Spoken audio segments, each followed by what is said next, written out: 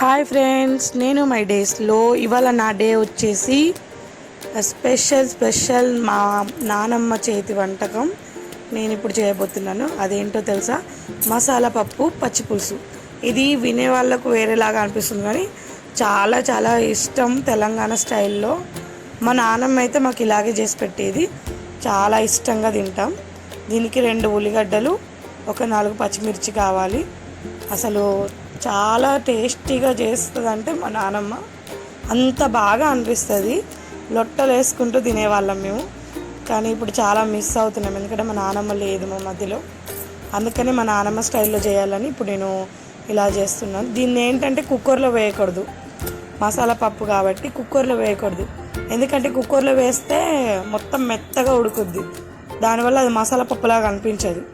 మా నాన్నమ్మ చెప్పింది ఏంటంటే ఇలా గిన్నెలో వండితే చాలా మంచిగా బాగా ఉడికినట్టు కాకుండా మరీ మెత్తగా కాకుండా ఇట్లా ఒక చాలా మంచిగా అనిపిస్తుంది. ఇట్లా తీయంగానే ఇట్లా పప్పుగా కనిపిస్తుంది అన్నట్టు. అలా అందుకనే మా నాన్నమ్మ స్టైల్లో చేయాలనిపించింది. నేను చాలా మిస్ అవుతున్నాను మా నాన్నమ్మని. ఎందుకంటే మా నాన్నమ్మ చేసినట్టు మా అమ్మ కూడా చేయలేదు. మా అమ్మే కానీ మా ఇంటి వాళ్ళు ఎవ్వరు చేయలేదు అలా. నాకు ఇప్పుడు అలా వస్తుందో రాలేదో తెలియదు, కానీ చేయాలనిపించింది, చేసేస్తున్నాను. మీతో కూడా షేర్ చేసుకోవాలనిపించి చేసేస్తున్నాను. ఇలా పచ్చిమిర్చి వేసేసి ఉల్లిగడ్డ వేసేసి కలపాలి. బాగా మగ్గాక నేనైతే కొంచెం ఎడిటింగ్లో కొంచెం పోయింది. నేను పప్పు నానబెట్టేసుకున్నాను. 1/2 అవర్కి ముందే కడిగి నానబెట్టుకున్నాను. తొందరగా ఉడుకుద్ది అన్నట్టు నానబెట్టేసుకుంటే. అలా నానబెట్టేసుకుని పప్పుని పక్కకు పెట్టేసుకొని ఇది మగ్గేసింది కదా, కొంచెం అల్లం వెల్లుల్లి పేస్ట్ వేసేసుకొని కలిపేసాను. ఆ తర్వాత పసుపు వేసుకోవాలి. పసుపు వేసుకొని తగినంత కలర్కి తగ్గట్టు వేసుకొని అందులో పప్పు వేయాలి. అసలుకైతే పసుపు నేను ముందే వేయను ఎప్పుడు, కానీ మా నాన్నమ్మ అలాగే చేస్తుంది కాబట్టి అలాగే చేశాను. పప్పు ఉడికే ముందు వేస్తాను నేను పసుపు. అలా నేను ఎప్పుడు అట్లా చేస్తాను, కానీ ఇది మా నాన్నమ్మ స్టైల్ కదా, కొంచెం అలాగే ఉంటుంది. ఇలా పప్పు వేసుకొని కలిపేసుకొని వాటర్ పోసుకోవాలి, వాటికి తగినంత వేసుకోవాలి. అలాగే పచ్చిపులుసు కోసం నేనైతే చింతపండుని ఒకసారి వాష్ చేసి నీళ్ళు పోసేసి పెట్టేశాను అక్కడ. ఇక మన పప్పు అయితే ఉడుకుతుంది. ఎందుకో కొంచెం వాటర్ తక్కువ అనిపించి మళ్ళీ వాటర్ పోసాను. తర్వాత మా పాపను అడిగాను. మా పాపకు చాలా ఇష్టం పప్పు పచ్చిపులుసు అంటే. అడుగుతుంటే చాలా ఎంజాయ్గా పప్పు పచ్చిపులుసు తింటావా అని అంటే అసలు ఎక్కలేని సంబరం, హ్యాపీగా చేతులు చప్పట్లు కొడుతుంది. అలా ఎంత ఇష్టం అంటే వేరే ఏవి ఎక్కువ తినదు, ఓన్లీ పప్పు అంటే చాలా ఇష్టంగా తింటుంది. మన పప్పు అయితే ఉడికిపోయింది. కారం వేసుకున్నాను తగినంత, ఉప్పు కూడా తగినంత వేసుకోవచ్చు. అంటే మీరు తినే విధానంగా బట్టి కారం కూడా అలా వేసుకోవాలి. ఉప్పు వేసుకుంటాను నేనైతే 3 స్పూన్స్ కారం వేసుకున్నా కాబట్టి 2 స్పూన్ ఉప్పు వేసుకుంటాను నేను. మాకైతే అంతే తింటాం కాబట్టి అంతే వేసుకుంటాం.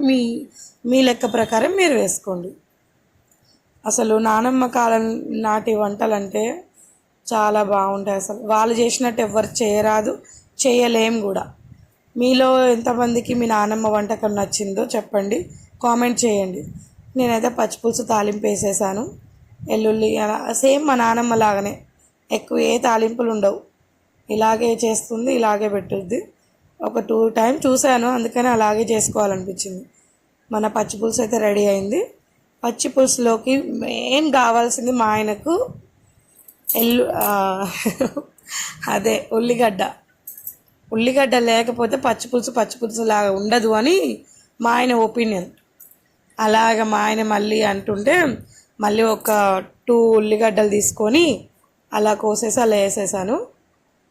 నాకు కూడా ఇష్టమే అనుకోండి, ఎవరికి ఇష్టం ఉండని చెప్పండి. పచ్చిపులుసులో ఉల్లిగడ్డలు చాలా ఇష్టంగా తింటారు. పప్పులో పచ్చిపులుసు పోసుకొని చెప్తుంటేనే నోరు ఊరిపోతుంది.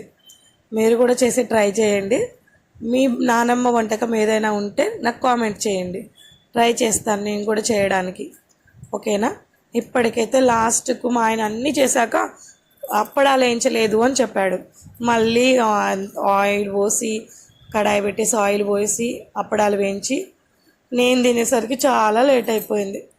ఈ అప్పడాల పని ఉండే అసలు చాలా చికాకుగా అనిపిస్తుంది కదా మీకు కూడా, అంత పని అయిపోయినాక పని చెప్తే నాకు అంతేలేండి.